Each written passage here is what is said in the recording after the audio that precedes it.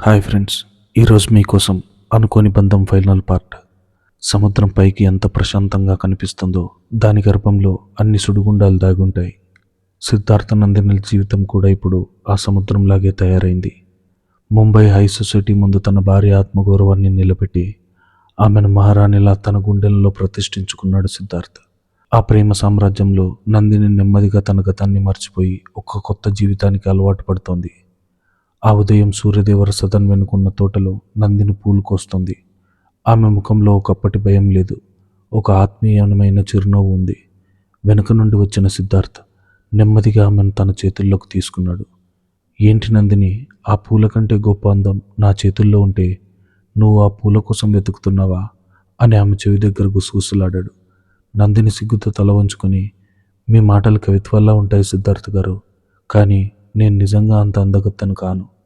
నా గతం ఒక మురికివాడ, నా బతుకంతా కన్నీళ్ళే అని చిన్నబోయింది. సిద్ధార్థ్ ఆమెను తన వైపు తిప్పుకొని కళ్ళల్లోకి లోతుగా చూశాడు. మట్టిలో పుట్టినంత మాత్రాన గులాబీకి ఉన్న సువాసన తగ్గిపోదు నందిని. గతం అనేది మనం నడిచి వచ్చిన దారి మాత్రమే, అది మన గమ్యాన్ని నిర్ణయించదు. నీ కన్నీళ్లు నిన్ను కడిగిన ఒక స్వచ్ఛమైన ముత్యంలా మార్చాయి. ఆ ముత్యం ఇప్పుడు ఈ సూర్యదేవర వంశానికి ప్రాణం. నందిని వాడి గుండెల మీద తలవాల్చింది. నా తండ్రి నన్ను ఒక వస్తువులా అమ్ముకున్నాడు. ఒక ముసలి రాక్షసుడు కామం ముందు నా ప్రాణాన్ని బలిపెట్టాలని చూశాడు. ఆ రక్త సంబంధం నాకిచ్చిన నరకం నేను చనిపోయినా మర్చిపోలేను. ఇప్పుడు మీరు అత్తయ్య చూపిస్తున్న ఈ ప్రేమ చూస్తుంటే దేవుడు నా కన్న తండ్రి చేసిన పాపానికి ప్రాయశ్చిత్తంగా మిమ్మల్ని నా జీవితంలోకి పంపాడేమో అనిపిస్తుంది. సిద్ధార్థ ఆమెను గట్టిగా హత్తుకున్నాడు. రక్తం పంచుకొని పుట్టినంత మాత్రాన తండ్రి కాలేరు నందిని. ప్రేమను పంచి బిడ్డ కంట్లో నీరు రాకుండా చూసుకున్న వాడే నిజమైన తండ్రి. ఆ బంధం ఇప్పుడు నీకు లేదు. నీ జీవితం నాతోనే మొదలు, నాతోనే ముగింపు. ఆ ఇద్దరి ప్రాణాలు ఒక ఆత్మీయమైన మౌనంలో మాట్లాడుకున్నాయి. కానీ ఆ బంధాన్ని మళ్ళీ ఆ పాత నరకంలోకి లాగడానికి ముంబై శివార్లో ఒక భయంకరమైన కుట్ర సిద్ధమైందన్న నిజం వాళ్ళకు తెలియదు. ముంబై శివార్లలోని రఘునాథ్ రహస్య బంగ్లా గదిలో పొగలు కక్కుతున్న సిగార్తో రఘునాథ్ వాడి పక్కనే పళ్ళు కొరుకుతూ భుజంగం కూర్చొని ఉన్నారు. వాళ్ళ ముందు పాత బట్టలతో చేతులు కట్టుకుని వణుకుతూ నిలబడి ఉన్న రఘునాథం నందిని కన్న తండ్రి. తన కూతురు ఎక్కడికి పారిపోయిందో తెలియక ఇన్నాళ్ళు ఆంధ్రాలో దాక్కున్న ఆ పాపాత్ముడిని భుజంగం మనుషులు ముంబై లాక్కొని వచ్చారు. భుజంగం వాడి కాలర్ పట్టుకుని గట్టిగా కుదిపాడు. ఏరా రామనాథం, నీ కూతురు చాలా పతివ్రత అనుకున్నాన్రా, కానీ ఎవడో కోటీశ్వరుడు తగులుకొని ఇక్కడి దాకా పారిపోయి వచ్చిందంటే నా దగ్గర లక్షలు లక్షలు తీసుకుని నన్ను రోడ్డున పడేసావా? నీ కూతురు నాకు దక్కకపోతే నిన్ను ముక్కలు ముక్కలుగా నరికి ముంబై సముద్రంలో పడేస్తాను. రామనాథం భయంతో వణికిపోతూ, అయ్యా నాకేం సంబంధం లేదు బాబు, ఆ ముండ ఎవరితో పోయిందో నాకు నిజంగా తెలియదు, నా ప్రాణాలు వదిలేయండి అని కాళ్ళ మీద పడ్డాడు. సోఫాలో కూర్చున్న రఘునాథ్ ముందుకు వచ్చి రామనాథం తల పైకెత్తాడు. నీ ప్రాణాలు నిలవాలంటే నీ కూతురు మళ్ళీ భుజంగం పడగదికి వెళ్ళాలి. దానికి నువ్వు ఒక చిన్న నాటకం ఆడాలి. రామనాథం ఏడుస్తూనే వాడి వైపు చూశాడు. రఘునాథ్ వాడి ముందు ఒక సూట్ కేసు నిండా డబ్బులు పోశాడు. చూడు రామనాథం, భుజంగం నీకు ఇచ్చిన డబ్బుకు ఇది 10 ఈ డబ్బు నీకే సొంతం కావాలంటే నువ్వు వెంటనే పోలీసుల దగ్గరికి వెళ్ళి ఒక కంప్లైంట్ ఇవ్వాలి. సూర్యదేవర సిద్ధార్థ అనే కోటీశ్వరుడు ఏ పాపం ఎరగని నా అమాయకపు కూతురు నందిని బలవంతంగా కిడ్నాప్ చేసి ఇంట్లో బంధించి హింసిస్తున్నాడని ఏడుస్తూ పోలీసుల కాలు పట్టుకోవాలి. అర్థమైందా? రామనాథం ఆ డబ్బు చూడగానే వాడి కళ్ళల్లో కన్నీళ్లు మాయమయ్యాయి.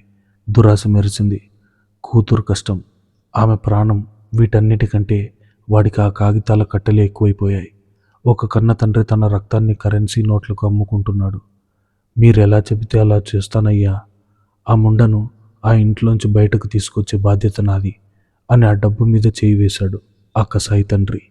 భుజంగం రామనాథం ఒకరినొకరు చూసుకుని వికృతంగా నవ్వుకున్నారు. శత్రువు గుండెల్లో బాకుదించడానికి వాళ్ళు సిద్ధార్థ బలాన్ని కాకుండా వాడి వీక్నెస్ని, నందిని గతాన్ని ఆయుధంగా మార్చుకున్నారు. మధ్యాహ్నం 12 గంటలు. సూర్యదేవర సదన్ ఆవరణలో ఒకేసారి 3 పోలీస్ జీపుల సైరన్లు వేసుకుంటూ వేగంగా వచ్చి ఆగాయి. హాల్లో కూర్చొని ఆఫీస్ ఫైల్స్ చూస్తున్న సిద్ధార్థ్ ఆ సైరన్ల శబ్దం విని తలెత్తాడు. పనివాళ్ళు భయంతో పక్కకు తప్పుకున్నారు. అన్నపూర్ణ కూడా తన గదిలోంచి కంగారుగా బయటకు వచ్చింది. మెట్ల మీద నుంచి కిందకి వస్తున్న నందిని ఆగుతూ చూసింది. మెయిన్ డోర్ గుండా ఇన్స్పెక్టర్ ముందు నడుస్తుండగా వాడి వెనుక ఏడుస్తూ నాటకం ఆడుతూ లోపలికి వచ్చాడు రామనాథం. వాడిని చూడగానే మెట్ల మీద ఉన్న నందిని గుండె ఒక్కసారి ఆగిపోయింది. ఆమె చేతిలో ఉన్న వాటర్ బాటిల్ జారి కింద పడి ముక్కలైంది. ఆ శబ్దం హాలంతా ప్రతిధ్వనించింది. ఆమె శరీరం వణకడం ప్రారంభించింది. ముఖంలో నెత్తురు చుక్కలేదు. తన నమ్ముకున్న ఆ కసాయి తండ్రి ముఖం చూడగానే ఆనాటి చీకటి రాత్రి, ఆ మృగం భుజంగం చేసిన చిత్రహింసలు అన్నీ ఆమె కళ్ళ ముందు కదలాడాయి.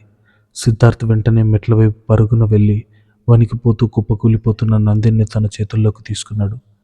నందిని, నందిని, ఏమైంది? నేనున్నాను, భయపడకు అంటూ ఆమెను హత్తుకున్నాడు. నందిని వాడి షర్ట్ను గట్టిగా పట్టుకుని వెక్కి వెక్కి ఏడవడం మొదలుపెట్టింది. ఆయన ఎందుకు వచ్చారు సిద్ధార్థ్ గారు? నన్ను మళ్ళీ ఆ రాక్షసుడికి అమ్మేయడానికి వచ్చాడా? నన్ను వాడికి అప్పగించకండి, నా ప్రాణం తీసేయండి, కానీ వాడికి అప్పగించకండి అని పిచ్చిదానిలా రోధిస్తోంది. ఆ కన్నీళ్లు చూసిన సిద్ధార్థ నరాల్లో రక్తం సలసలా మరిగిపోయింది. కింద నిలబడి ఉన్న ఇన్స్పెక్టర్ రామనాథం వైపు నిప్పులు చెరిగే కళ్ళతో చూశాడు. రామనాథం నాటకం మొదలుపెట్టాడు. నందిని, నా తల్లివి నువ్వు. నిన్ను వెతుక్కుంటూ ఈ పిచ్చి తండ్రి ముంబై దాకా వచ్చాడు తల్లి. ఈ కోటీశ్వరుడు నిన్ను ఎత్తుకొచ్చి గదిలో బంధించాడని తెలిసి నా గుండె పగిలిపోయింది తల్లి. వచ్చేయమ్మా, నాతో వచ్చేయి అని ఏడుస్తూ ముందుకు రాబోయాడు. స్టాప్! సిద్ధార్థ్ గర్జన ఆ ఇంటి గోడలను వణికించింది. వాడు ఒక ఉప్పెన్లా మెట్లు దిగి కిందకు వచ్చాడు. ఒక్క అడుగు ముందుకు వేసినా నీ కాళ్ళు నరికేస్తాను. ఒక తండ్రి స్థానంలో ఉండి కన్న కూతురు వయసు మీరిన కామాంధుడికి అమ్ముకున్న నీకు ఈ గడప తొక్కే అర్హత కూడా లేదు. బయటకు పో అని అరిచాడు సిద్ధార్థ్. ఇన్స్పెక్టర్ ముందుకు వచ్చి, mister Siddharth, control your temper. మీరు ముంబైకి ఎంత పెద్ద బిజినెస్ మ్యాగ్నెట్ అయినా చట్టం ముందు అందరూ సమానమే.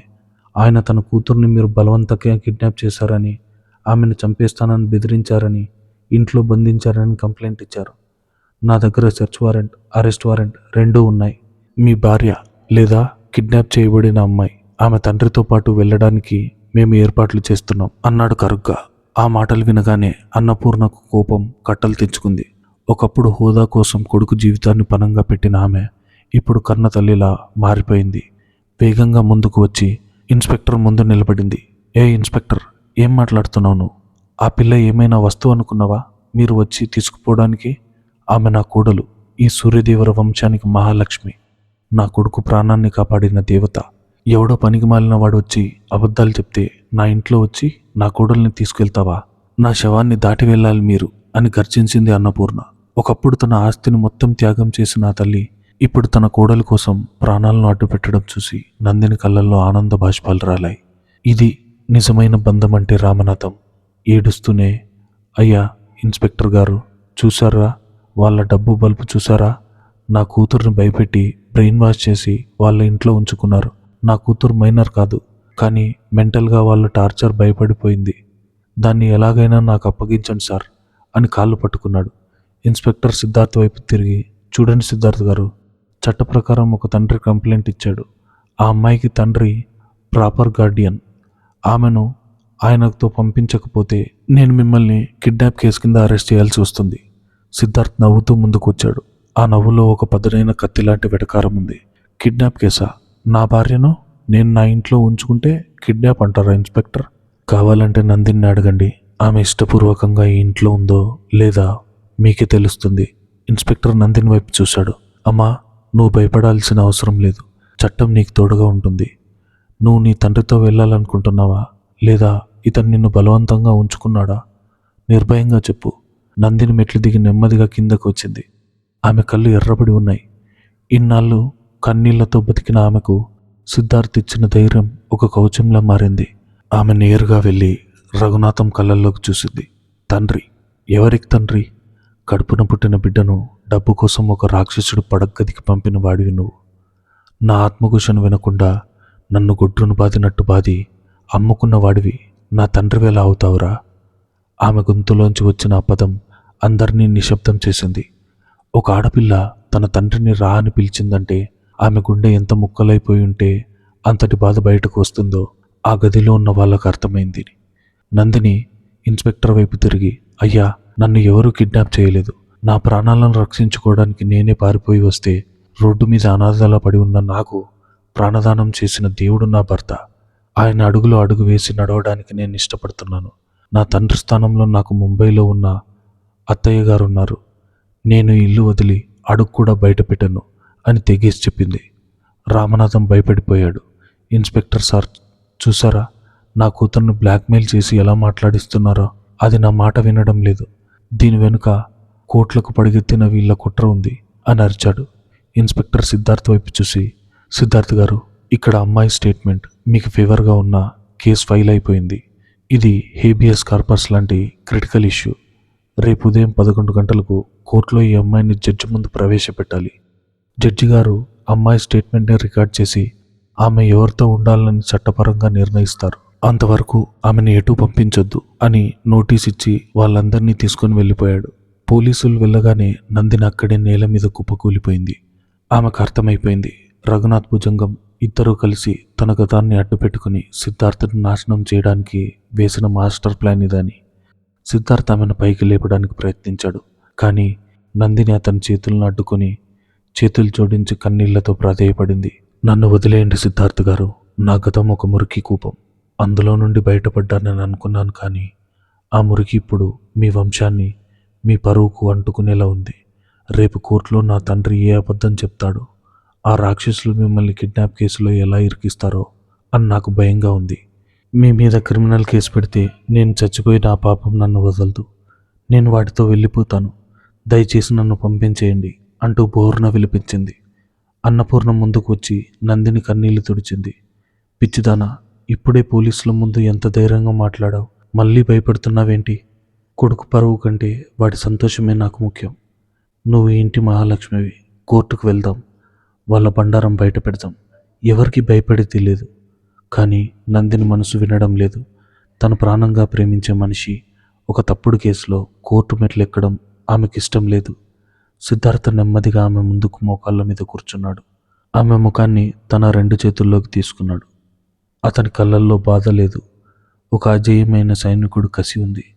నందిని, ప్రేమంటే పట్టుపరుపుల మీద కూర్చొని కబుర్లు చెప్పుకోవడం కాదు. ఒకరి కోసం ఒకరు కోర్టు బోన్లో నిలబడ్డం కూడా ప్రేమే. నువ్వు నా పరువు తీయడం లేదు. నా పోరాటానికి ఒక కారణం ఇస్తున్నావు. నీ తండ్రి ముసుగులో ఆ రఘునాథ్ వేసిన ఎత్తుగడ ఇది. వాడు నన్ను చట్టంతో బంధించాలని చూస్తున్నాడు కదూ. సరే, ఆ చట్టం ముందే, వందల మంది ముందే నీ ఆత్మగౌరవాన్ని నిలబెడతాను. రేపు కోర్టులో జరిగేది విచారణ కాదు, ఆ రాక్షసుల వినాశనానికి ఆరంభం. ఆ మాటలు నందిని గుండెల్లో ఒక ధైర్యాన్ని నింపాయి. తన భర్త తన కోసం ఎంతటి అగ్ని పరీక్షకైనా సిద్ధంగా ఉన్నాడని ఆమెకు అర్థమైంది. ఆ కన్నీళ్లతోనే తల ఊపింది నందిని. ఆ ఇద్దరి ప్రాణబంధం ఇప్పుడు చట్టం అనే త్రాసుతో తూగబోతోంది. రాత్రి 10 గంటలు. రఘునాథ్, లాయర్, భుజంగం, రామనాథం అంతా ఒకే గదిలో కూర్చొని రేపు కోర్టు వాదనలకు ప్లాన్ చేస్తున్నారు. చూడు రామనాథం, రేపు కోర్టులో నువ్వు గుండెలు బాదుకుని ఏడవాలి. సిద్ధార్థ్ తన డబ్బు, పలుకుబడి ఉపయోగించి నీ కూతురికి మొత్తం అందించి బ్రెయిన్ వాష్ చేశాడని చెప్పాలి. నందిని తన ఇష్టపూర్వకంగా ఉన్నానని చెప్పినా సరే అది సిద్ధార్థ్ భయపెట్టడం వల్లే అని జడ్జిని నమ్మకం కలగాలి. నేను కొన్ని నకిలీ మెడికల్ రిపోర్ట్స్ తయారు చేయించాను. ఆ అమ్మాయి మానసిక స్థితి సరిగ్గా లేదని, ఆమెకు కౌన్సిలింగ్ అవసరమని జడ్జికి ఇస్తాను. అప్పుడు కోర్టు ఆ పిల్లను సిద్ధార్థ్ నుండి విడదీసి ఒక రెస్క్యూ హోమ్కు లేదా నీకు అప్పగిస్తారు అని లాయర్ పథకం వివరించాడు. భుజంగం వికృతంగా నవ్వాడు. చాలా అద్భుతమైన ప్లాన్ సార్. ఆ పిల్ల సిద్ధార్థ్ ఇంట్లోంచి బయటకు రాగానే నా మనుషులు ఆ రెస్క్యూ హోమ్ నుండి లేదా దారి మధ్యలోనే దాన్ని కిడ్నాప్ చేసి నా బంగ్లాకు తీసుకొస్తారు. ఆ సిద్ధార్థ్ గాడు కోర్టు మెట్లు దిగేలోపే వాడి భార్య నా పడగదిలో ఉంటుంది. రఘునాథ్ గారు సిగరెట్ పీలుస్తూ వాడి ప్రాణమైన ఆ పిల్ల వాడి కళ్ళ ముందే లాక్కుని వాడిని పిచ్చివాడిని చేద్దాం. రేపు ముంబై కోర్టులో ఒక పెద్ద నాటకం జరగబోతోంది అని పైశాచికంగా నవ్వాడు. ముంబై మహానగరం ఎప్పటిలాగా ఉరుకులు పరుగులతో నిద్రలేచింది. కానీ సూర్యదేవర సదన్లో మాత్రం ఆ ఉదయం ఒక నిశ్శబ్దమైన అగ్నిపర్వతంలా ఉంది. ఏ క్షణంలో ఏం జరుగుతుందో అన్న ఉత్కంఠ ప్రతి ఒక్కరి ముఖంలో స్పష్టంగా కనిపిస్తోంది. కోర్టులో నందిని తండ్రి వేసిన హెబియస్ కార్పస్ పిటిషన్ మీద ఈరోజు విచారణ జరుగుతుంది. చట్టం కళ్ళు మూసుకొని గుడ్డిగా తీర్పిస్తుందా లేక ఒక ఆడపిల్ల ఆత్మఘోష వింటుందా అన్నది ఈరోజు తేలిపోతుంది. నందిని తన గదిలో అద్దం ముందు నిలబడి ఉంది. ఆమె కళ్ళ నిద్రలేక ఉబ్బిపోయి ఉన్నాయి. తెలుపు రంగు కాటన్ చీరలో ఎంతో సాధారణంగా ముస్తాబైంది. ఆమె మెడలో సిద్ధార్థ్ కట్టిన ఆ చిన్న పూసల తాడు మాత్రమే ఉంది. మరే ఆభరణం లేదు. నా వల్ల నా భర్త కోర్టు బోన్లో నేరస్తుడిలా నిలబడాలా? కోట్లకు పడగలెత్తిన సూర్యదేవర వంశపు పరువు నా తండ్రి ఆడే నాటకం వల్ల బజారున పడాలా అన్న ఆలోచన ఆమెను లోపల నుండి దయించేస్తుంది. వెనక నుండి వచ్చిన సిద్ధార్థ్ నెమ్మదిగా ఆమె భుజాల మీద చేతులు వేశాడు. అద్దంలో అతని కళ్ళల్లోకి చూసిన నందిని. ఆ కళ్ళల్లో ఎలాంటి భయం లేదు. ఒక యుద్ధానికి వెళ్తున్న అజేయమైన యోధుడి ప్రశాంతత ఉంది. సిద్ధార్థ్ గారు, నాకెందుకు చాలా భయంగా ఉంది. ఆ రఘునాథ్ చాలా పెద్ద కుట్ర పన్నాడు. నా తండ్రి ఎలాంటి అబద్ధాలు చెప్తాడో. వాళ్ళు సృష్టించిన నకిలీ సాక్ష్యాలు మిమ్మల్ని దోషిగా నిలబెడితే నేను బతకలేను. నేను కోర్టులో వాళ్లకు అనుకూలంగా అబద్ధం చెప్పేస్తాను. నా వల్ల మీకు జైలు శిక్ష తగ్గడం నాకు ఇష్టం లేదు అని ఏడుస్తూ వాడి గుండెల మీద వాలిపోతుంది నందిని. సిద్ధార్థ ఆమె తలని నిమురుతూ, పిచ్చిదానా, నా పరువు పోతుందనో జైలుకు వెళ్తానో భయపడేవాడినైతే ఆ రోజు వర్షంలో ఆ రౌడీలకు నిన్ను అప్పగించి నా ప్రాణాలు కాపాడుకునేవాడిని. పరువు అనేది మనం చేసే తప్పుల్లో ఉంటుంది, కానీ మనం ఎదుర్కొనే నిందలో కాదు. ఈరోజు నువ్వు భయపడాల్సింది లేదు, భయపెట్టాల్సింది మనమే. నువ్వు అబద్ధం చెప్పాల్సిన అవసరం లేదు. నీ గుండెల్లో ఉన్న నిజాన్ని ధైర్యంగా ఆ జడ్జి ముందు చెప్పు. ఆ తర్వాత ఏం జరుగుతుందో ఈ సిద్ధార్థ్ చూసుకుంటాడు అని ధైర్యం చెప్పాడు. అక్కడికి వచ్చిన అన్నపూర్ణ నందిని నుదుటి మీద కుంకుమ పెట్టి, నువ్వు సూర్యదేవర వంశపు కోడలివి తల్లి. నీ వెనుక ఈ తల్లి ఉంటుంది. నీకు తోడుగా నీ భర్త ఉంటాడు. ఏ కన్నీళ్ళకైతే ఆ రాక్షసులు నిన్ను గురి చేశారో అదే కన్నీళ్లతో ఈరోజు వాళ్లను సామ్రాజ్యం కడిగేద్దాం, పద అని ఆశీర్వదించింది. ఉదయం 10:30 ముంబై హైకోర్టు ఆవరణ అంతా జనాలతో, మీడియాతో కిటకిటలాడుతోంది. సూర్యదేవర సిద్ధార్థ్ మీద కిడ్నాప్ కేసు, కోటీశ్వరుడు బందీగా పల్లెటూరి పిల్ల అంటూ న్యూస్ ఛానల్స్ అప్పటికే బ్రేకింగ్ న్యూస్ వేసి వాతావరణాన్ని వేడెక్కించాయి.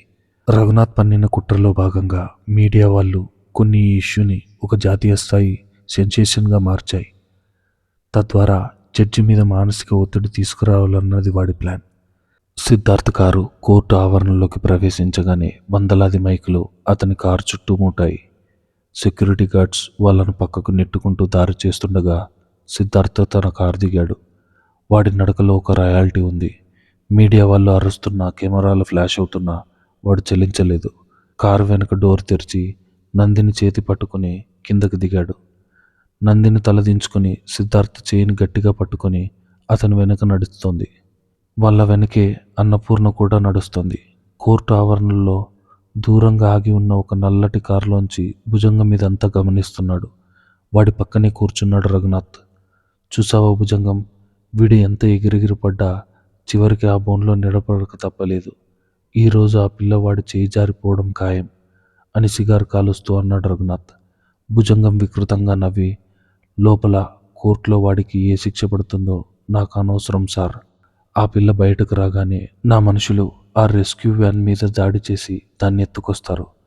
ఈ రాత్రికి అది నా బంగ్లాలో ఉండాల్సిందే అని తన రౌడీలకు ఫోన్ ఆదేశాలు ఇస్తున్నాడు. కోర్టు హాల్ నిశ్శబ్దంగా ఉంది. జడ్జి గారు కుర్చీలో ఆసీనులయ్యారు. ఒకవైపు బోన్లో ముద్దాయిగా సిద్ధార్థ నిలబడి ఉన్నాడు. వాడి ముఖంలో ఒక యోధుడి గాంభీర్యం ఉంది.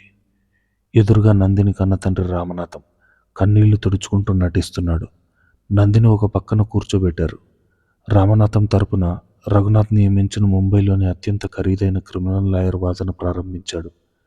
యువర్ ఆనర్, ఈ కేసు చూస్తుంటే ఒక తండ్రిగా నాకే కన్నీళ్లు వస్తున్నాయి. నా క్లయింట్ రామనాథం ఒక పేదవాడు. ఆయనకు ఒకే ఒక కూతురు నందిని. ఆమెకు పెళ్లి సంబంధాలు చూస్తున్న సమయంలో ఈ సూర్యదేవర సిద్ధార్థ్ తన డబ్బు, రౌడీ బలంతో ఆమెను బలవంతంగా ఎత్తుకుపోయాడు. ఆమెను బంధించి చిత్రహింసలు పెట్టి తనను పెళ్లి చేసుకున్నట్టుగా ఫోర్జరీ డాక్యుమెంట్స్ సృష్టించాడు అంటూ గంభీరంగా వాదిస్తున్నాడు ఆ లాయర్. సిద్ధార్థ్ లాయర్ అభ్యంతరం వ్యక్తం చేశాడు. అబ్జెక్షన్ యువర్ ఆనర్, ఆ అమ్మాయి తన ఇష్టపూర్వకంగానే నా క్లయింట్ ఇంట్లో ఉంటుంది. తను నిన్న పోలీసుల ముందు కూడా అదే స్టేట్మెంట్ ఇచ్చింది. వెంటనే రామనాథం లాయర్ నవ్వుతూ, అదే ఈ కేసులో అసలైన కుట్ర యువర్ ఆనర్. ఒక అమాయకపు పల్లెటూరు పిల్లని ఎత్తుకుపోయి ఆమెను బెదిరించి బ్రెయిన్ వాష్ చేశారు. ఆమె మానసిక స్థితి ఇప్పుడు సరిగ్గా లేదు. ఒకవేళ ఆమె నిజం చెబితే తన తండ్రి ప్రాణాలు తీస్తామని సిద్ధార్థ్ బెదిరించాడు. దానికి నిదర్శనమే ఈ మెడికల్ రిపోర్ట్స్. ఈ రిపోర్ట్స్ ప్రకారం ఆ అమ్మాయి ఇప్పుడు తీవ్రమైన భయంలో స్టాక్హోమ్ సిండ్రోమ్ అనబడే మానసిక రుగ్మతతో బాధపడుతోంది. తనను కిడ్నాప్ చేసిన వాడిని ఆమె దేవుడుగా భ్రమపడుతోంది అంటూ రఘునాథ్ సృష్టించిన నకిలీ రిపోర్ట్లను జడ్జికి సమర్పించాడు. ఆ మాటలు వినగానే నందిని గుండె పగిలిపోయింది. తన తండ్రి ఇంత నీచానికి దిగుతాడా? తన స్వచ్ఛమైన ప్రేమను ఒక మానసిక రోగంగా చిత్రీకరిస్తారా? అన్నపూర్ణ కోపంతో సీట్లోంచి లేవబోతే సిద్ధార్థ ఆమెను వారించి ప్రశాంతంగా ఉండమని సైగ చేశాడు. జడ్జి ఆ రిపోర్ట్ చూసి గంభీరంగా నందిని వైపు చూశాడు. అమ్మాయి నందిని, నువ్వు బోన్లోకి రా. నీ మనసులో ఏముందో ధైర్యంగా చెప్పు. ఈ కోర్టు నీకు అండగా ఉంటుంది. నందిని వణుకుతున్న కాళ్ళతో బోన్లో నిలబడింది. కోర్టులో ఉన్న వందలాది కళ్ళు ఆమె వైపే చూస్తున్నాయి. ఎదురుగా తన తండ్రి రామనాథం కన్నీళ్లు పెట్టుకుంటున్నారు. రా తల్లి, ఈ రాక్షసుడి చెర నుండి నేను నిన్ను కాపాడుకుంటాను అని నటిస్తున్నాడు. రామనాథం లాయర్ నందిని దగ్గరకు వచ్చి ఆమెను భయపెట్టే ప్రయత్నం చేశాడు. చూడమ్మా, నీకు ఎలాంటి ప్రాణహాని లేదు. నీ తండ్రి నిన్ను ఎంతగా ప్రేమిస్తున్నాడో చూడు. నువ్వు నిజం చెప్పకపోతే చట్టం నిన్ను కూడా నేరస్తురాలిగా చూస్తుంది. ఈ సిద్ధార్థ నిన్ను బలవంతంగా తీసుకెళ్లాడు కదూ అని గట్టిగా అడిగాడు. నందిని సిద్ధార్థ వైపు చూసింది. వాడు కళ్ళతోనే ఆమెకు ధైర్యం చెప్పాడు. నువ్వు ఒంటరివి కాదు, నీ వెనుక నేనున్నాను అన్న అతని చూపు నందినిలో ఒక అగ్నిపర్వతాన్ని రగిల్చింది. ఇన్నాళ్ళు ఒక మూల నక్కి కూర్చున్న ఆ గాయపడిన పక్షి ఇప్పుడు తన గొంతు విప్పింది. అయ్యా జడ్జి గారు, నందిని గొంతు వనకడం లేదు. అందులో ఒక అంతులేని ఆవేదన, ఒక మహిళ ఆత్మకోశ పలికింది. నా తండ్రి నన్ను ప్రాణంగా ప్రేమిస్తున్నాడు అని ఈ లాయర్ గారు చెప్తున్నారు. తండ్రి ప్రేమ అంటే ఏంటయ్యా? కూతురు కంట్లో కన్నీళ్లు రాకుండా చూసుకోవడం కదా. కానీ ఈ ఎదురుగా నిలబడిన ఈయన తన కడుపున పుట్టిన బిడ్డను కేవలం కొన్ని లక్షల రూపాయల కోసం 50 ఏళ్ల వయసున్న ఒక కామాంధుడికి, ఒక పశువుకి అమ్మాడు. ఇది ప్రేమనా? ఇది తండ్రి బాధ్యతనా? నందిని కళ్ళు నిప్పులు చెరుగుతున్నాయి. కోర్టు హాలంతా నిశ్శబ్దం అలుముకుంది. రామనాథం లాయర్ కంగు తిన్నాడు. అబ్జెక్షన్ యువర్ ఆనర్, ఈ అమ్మాయి మానసిక స్థితి బాగోలేదు, అబద్ధాలు చెప్తుంది అన్నాడు కంగారుగా. నేను అబద్ధం చెప్పడం లేదు. నా మానసిక స్థితి బాగానే ఉంది. ఆ రోజు అర్ధరాత్రి ఆ కామాంధుడి పడక గదిలోకి నన్ను బలవంతంగా నెడుతూ నా కన్న తండ్రి కాళ్ళు పట్టుకుని ఏడ్చాను. నన్ను వదిలే నాన్న, నేను వాడికి భార్యగా కాదు బానిసగా పోవాలి అని బతిమలాడాను. కానీ ఈయన కనికరించలేదు. నా శరీరాన్ని అమ్ముకొని వాడిచ్చిన డబ్బులు కట్టలు లెక్క పెట్టుకున్నాడు అని నందిని చెప్తుంటే కోర్టులో ఉన్న ఆడవాళ్ళ కళ్ళల్లో కన్నీళ్లు తిరిగాయి. అన్నపూర్ణ కూడా తన చీర కొంగుతో కన్నీళ్లు తుడుచుకుంది. ఆ నరకం నుండి ప్రాణాలు అరచేతిలో పెట్టుకుని రక్తం కారుతున్న పాదాలతో ముళ్ళ పొదలు దాటుకుని పారిపోయి వచ్చాను జడ్జి గారు. రోడ్డు మీద అనాథల ఆకలితో కళ్ళు తిరిగి పడిపోతే ఈ లోకం నన్ను దాటుకుని వెళ్ళిపోయింది. కానీ నా ప్రాణదాత, నా దేవుడు సిద్ధార్థ్ గారు నన్ను తన చేతుల్లోకి తీసుకున్నారు. ఆ రోజు ఎవరి కోసం ఆయన పెళ్లిపీటల మీద నుండి లేచొచ్చారో నాకు తెలీదు. కానీ ఒక అనామకురాలి ప్రాణం కాపాడడానికి ఆయన తన కోట్లు పక్కన పెట్టి తన రక్తాన్ని చిందించాడు. నా ఆత్మగౌరవాన్ని కాపాడటం కోసం ఆయనకు సైనికుల్లా మారిపోయాడు. నందిని గొంతు ఇప్పుడు ఒక ప్రవాహంలా సాగుతోంది. ఈ సిద్ధార్థ్ గారు నన్ను కిడ్నాప్ చేశారని నా తండ్రి చెప్తున్నాడు. కాదు, ఆయన నన్ను కిడ్నాప్ చేయలేదు. నా నరకం నుండి నన్ను రక్షించాడు. నా మెడలో ఆయన కట్టిన ఈ పసుపు తాడు నా పాలిట ఒక ఉరితాడు కాదు. నన్ను ఏ రాక్షసుడు తాకకుండా ఆయన వేసిన రక్షణా కవచం. నేను ఆయనకు భార్యను. ఒకవేళ ఆ స్థానంలో ఉండటం చట్టం దృష్టిలో నేరమైతే నాకు ఉరిశిక్ష వేసినా సంతోషంగా చనిపోతాను. కానీ మళ్ళీ నన్ను అమ్ముకున్న ఆ కసాయి తండ్రి ముఖం చూడను అని 2 చేతులు జోడించి కన్నీళ్లతో ముగించింది నందిని. ఆమె మాటలు కోర్టు హాల్ అంతా చలించిపోయింది. ఎవరూ ఏం మాట్లాడలేకపోయారు. రఘునాథ్ పన్నిన కుట్ర, వాడి డబ్బు, నకిలీ సాక్ష్యాలు అన్నీ ఆ స్వచ్ఛమైన కన్నీటి ముందు కొట్టుకుపోయాయి. జడ్జి గారు నందిని మాటలు విన్న తర్వాత రామనాథం లాయర్ వైపు కోపంగా చూశాడు. ఏంటిది లాయర్ గారు? ఒక తండ్రి డబ్బు కోసం కూతుర్ని అమ్ముకున్నాడా? లాయర్ కంగారు పడుతూ, లేదు యువర్ ఆనర్, ఇదంతా అబద్ధం. ఆ అమ్మాయి దగ్గర ఎలాంటి సాక్ష్యాలు లేవు. ఆ ఊహాజనితమైన స్టోరీ నమ్మి మనం ఏ కిడ్నాపర్ను వదిలేయలేం అన్నాడు సిద్ధార్థ్ వైపు చూపిస్తూ. అప్పుడు సిద్ధార్థ్ తన లాయర్ వంక చూసి ఒక ఫైల్ తీసుకున్నాడు. నాకు ఒక అవకాశం ఇవ్వండి యువర్ ఆనర్ అని ముందుకు వచ్చాడు. జడ్జి పర్మిషన్ ఇవ్వగానే సిద్ధార్థ్ ఆ ఫైల్ జడ్జికి సమర్పించాడు. యువర్ ఆనర్, అబద్ధాలు ఆడేది నందిని కాదు, ఈ రామనాథం. మరియు వీడి వెనక ఉన్న ముంబైకి చెందిన బడా నేరస్తుడు రఘునాథ్. ఒక మనిషి ఎప్పుడైతే చట్టాన్ని అడ్డం పెట్టుకుని నా భార్యను నా నుండి దూరం చేయాలనుకున్నాడో అప్పుడే వాడి జాతకం మొత్తం లాగాను. సిద్ధార్థ్ కోర్టులో ఉన్న రామనాథం కళ్ళల్లోకి చూశాడు. వాడి కళ్ళు ఉరుముతున్న మేఘాల్లా ఉన్నాయి. ఆ ఫైల్లో ఉన్నవి కేవలం కాగితాలు కాదు యువర్ ఆనర్, ఈ రామనాథం చేసిన పాపానికి సాక్ష్యాలు. నందిని కొనుక్కున్న ఆ రాక్షసుడి పేరు భుజంగం. ఆంధ్రాలో వాడొక పెద్ద రౌడీ షీటర్. వాడి బ్యాంక్ అకౌంట్ నుండి ఈ రామనాథం బ్యాంక్ అకౌంట్కు గత 3 నెలల్లో ₹1 కోటి ట్రాన్సాక్షన్ అయ్యింది. కూతురు పెళ్లి పేరుతో ఒక రౌడీ షీటర్ దగ్గర ₹1 కోటి ఎందుకు తీసుకున్నాడు? ఇది హ్యూమన్ ట్రాఫికింగ్ కాదా? రామనాథం గుండె ఆగిపోయినంత పనైంది. వాడి కాళ్ళు వణుకుతున్నాయి. సిద్ధార్థ్ అక్కడితో ఆగలేదు. అంతేకాదు యువర్ ఆనర్, నిన్న వీళ్ళు నా మీద కంప్లైంట్ ఇవ్వడానికి ఒక్కరోజు ముందు ముంబైలో రఘునాథ్ అకౌంట్ నుండి ఇదే రామనాథం అకౌంట్కి 5 కోట్లు బదిలీ అయ్యాయి.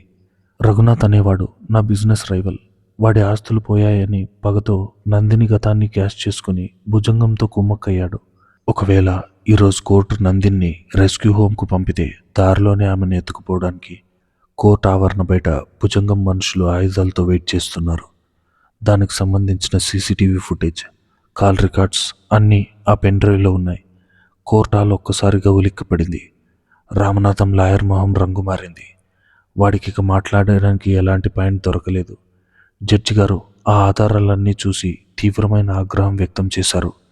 ఇది అత్యంత దారుణమైన నేరం. న్యాయస్థానాన్ని తప్పుదోవ పట్టించి ఒక ఆడపిల్ల జీవితాన్ని నాశనం చేయడానికి పన్నిన భయంకరమైన కుట్ర. ఈ ఆధారాలను బట్టి నందిని చెప్పేది ముమ్మాటికి నిజమని కోర్టు విశ్వసిస్తోంది. ఒక మైనర్ కాని అమ్మాయి తన ఇష్టపూర్వకంగా వివాహం చేసుకున్నప్పుడు ఆమెను బలవంత పెట్టే హక్కు ఎవరికీ లేదు. ఈ కోర్టు హేబియస్ కార్పస్ పిటిషన్ను కొట్టివేస్తుంది. కోర్టులో ఒక్కసారిగా సంతోషం వెల్లివిరిసింది. నందిని ఆనందంతో సిద్ధార్థ్ వైపు చూసింది. జడ్జి గారు ఆర్డర్స్ పాస్ చేస్తూ రామనాథం మీద, అతనికి సహకరించిన భుజంగం రఘునాథ్ మీద హ్యూమన్ ట్రాఫికింగ్ మరియు కోర్టుకు తప్పుదోవ పట్టించే కేసు నమోదు చేసి వెంటనే అరెస్ట్ చేయాలని ముంబై పోలీసులను ఆదేశిస్తున్నానని తీర్పు చదివారు. రామనాథం అక్కడే నేల మీద పడిపోయి తల కొట్టుకుంటూ ఏడవడం మొదలుపెట్టాడు. డబ్బు మీద ఆశ వాడిని శాశ్వతంగా జైలు పాలు చేసింది. సిద్ధార్థ్ బోన్లోండి బయటకు వచ్చి పరుగున వెళ్ళి నందిని తన గుండెలకు హత్తుకున్నాడు.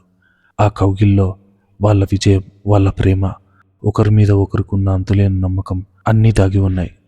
అన్నపూర్ణ ఆనందంతో వాళ్ళిద్దరినీ ఆశీర్వదించింది. కోర్టు లోపల ఈ తీర్పు రాగానే బయట కారులో ఉన్న భుజంగం రఘునాథం విషయం తెలిసిపోయింది. భుజంగం కోపంతో ఊగిపోయాడు. వాడి కళ్ళు రక్తంలో ఎర్రపడ్డాయి. లాయర్లు, జడ్జిలు, ఈ కోర్టులు నాకేం చేయలేవు. నా వేటను నేను ముగిస్తాను. ఆ పిల్లను నా పడక్కదికి రాకపోయినా పర్వాలేదు, కానీ ఏ మగాడి పక్కన పడుకోకూడదు. ఆ సిద్ధార్థ్ గాడిని, ఆ పిల్లను ఇక్కడే ఈ కోర్టు బయటే లేపేద్దాం. ఒరేయ్, తుపాకులు తీయండ్రా అని గర్జించాడు ఒక కిరాతకుడు. రఘునాథ్ కూడా తన పగ చల్లారక వాడికి వంతపడ్డాడు. పోలీసులు మనల్ని పట్టుకునే లోపే వాళ్ళ శవాలు ముంబై రోడ్ల మీద పడాలి. సంతోషంగా కోర్టు మెట్లు దిగుతూ బయటకు వస్తున్న సిద్ధార్థ్, నందిని, అన్నపూర్ణ చుట్టూ మీడియా వాళ్ళు వాళ్ళను కవర్ చేస్తున్నారు. నందిని చేతిని గట్టిగా పట్టుకుని ఒక రక్షణ కవచంలో నడుస్తున్నాడు సిద్ధార్థ్. కానీ 100 మంది పోలీసులు ఉన్న కోర్టు ఆవరణలోనే భుజంగం ఒక ఆటోమేటిక్ రైఫిల్ పట్టుకుని కారులోంచి బయటకు వచ్చాడు. వాడి మనుషులు కూడా ఆయుధాలతో సిద్ధమయ్యారు.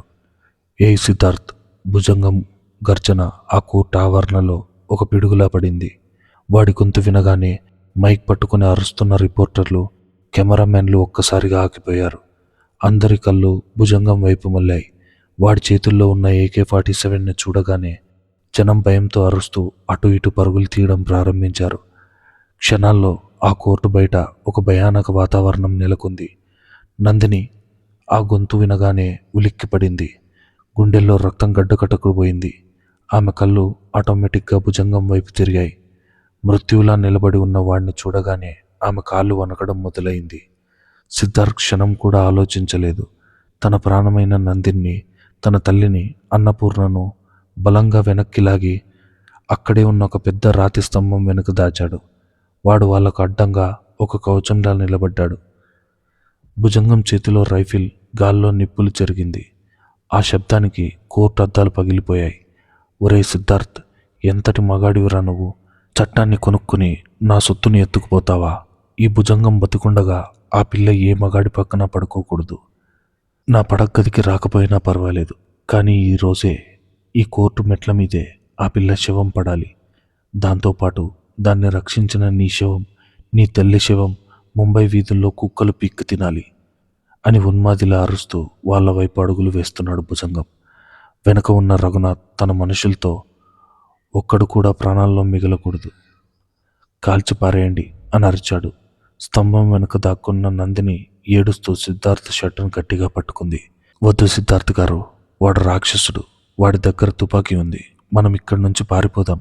నా వల్ల మీ ప్రాణాలకు, అత్తయ్య గారికి ప్రమాదం. దయచేసి నన్ను వదిలేయండి, నేను వాడి దగ్గరకు వెళ్ళిపోతాను.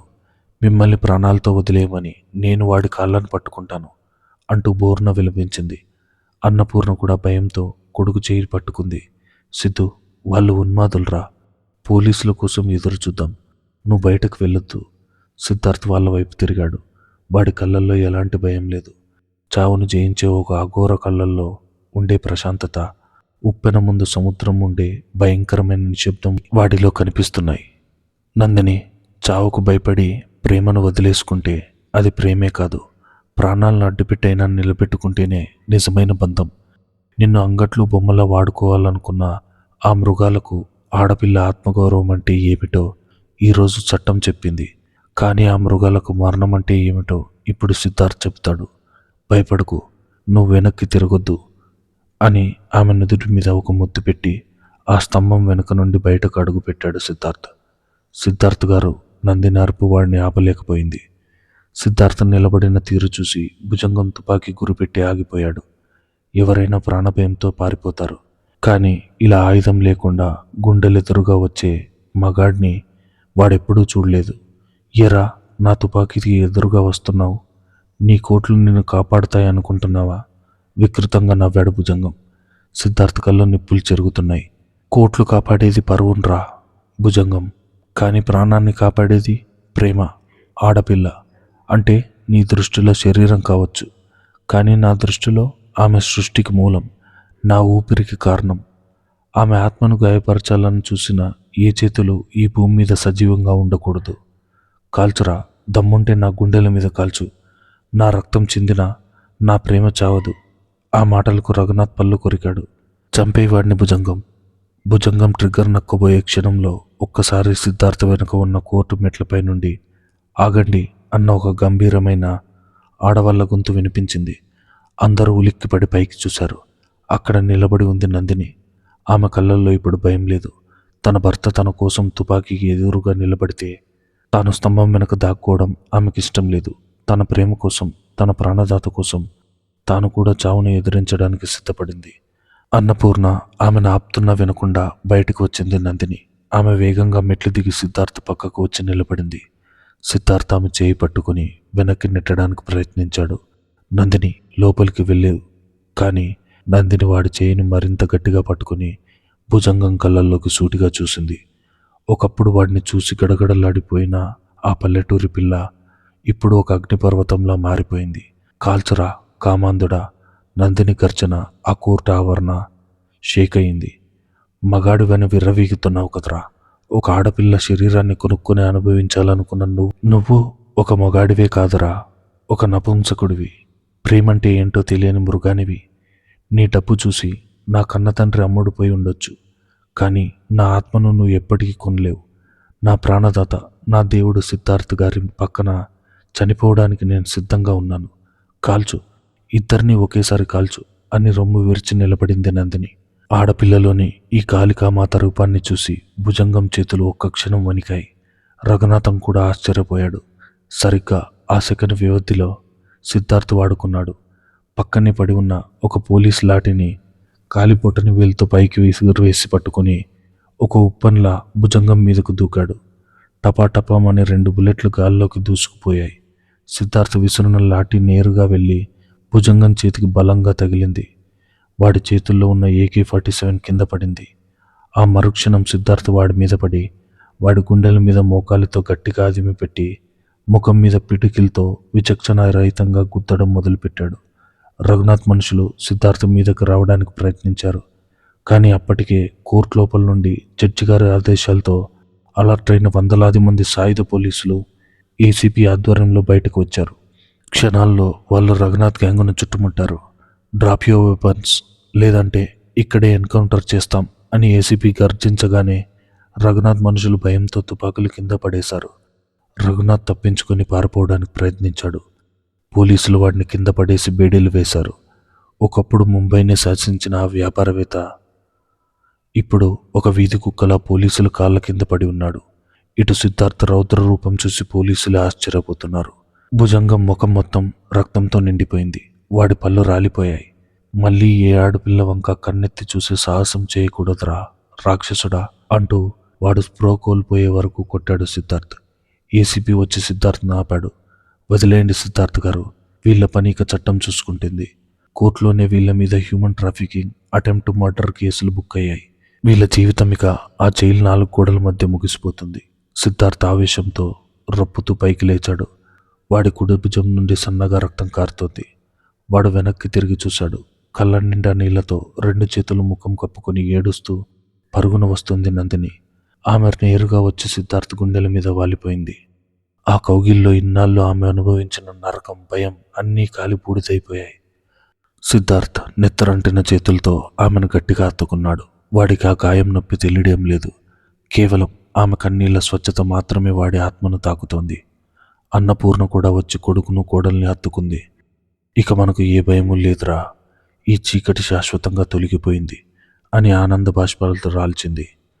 కోర్టు ఆవరణలో ఉన్న కెమెరామెన్లు ఈ అద్భుతమైన దృశ్యాన్ని తమ కెమెరాల్లో బంధించారు. మరుసటి రోజు పేపర్లో ముళ్ళ పంజరాన్ని బద్దలు కొట్టిన ప్రేమ ఉప్పెన, కోటీశ్వరుడి స్వచ్ఛమైన ప్రేమ కథ అంటూ వాళ్ళ కౌగిలింత ఫోటో పతాక శీర్షికలో నిలిచింది. భుజంగం రఘునాథ్ మరియు నందిని తండ్రి రామనాథం ముగ్గురికి చట్టం జీవిత ఖైదు విధించింది. పాపానికి ప్రాయశ్చిత్తం దొరికింది. చీకటి మీద వెలుగు సాధించిన అంతిమ విజయం అది. ముళ్ళ పంజరం బద్దలైంది. ఆకాశం వసంతమైంది. ఆ 2 పక్షుల మౌనరాగం ఇప్పుడు ముంబై తీరంలో ఒక స్వేచ్ఛా గీతమై మారుమోగుతోంది. ఈ కథ ఇంతటితో సమాప్తం. ఇలాంటి మరిన్ని ఇంట్రెస్టింగ్ స్టోరీస్ కోసం ఈ ఛానల్ని సబ్స్క్రైబ్ చేసుకోండి. Thank you for listening.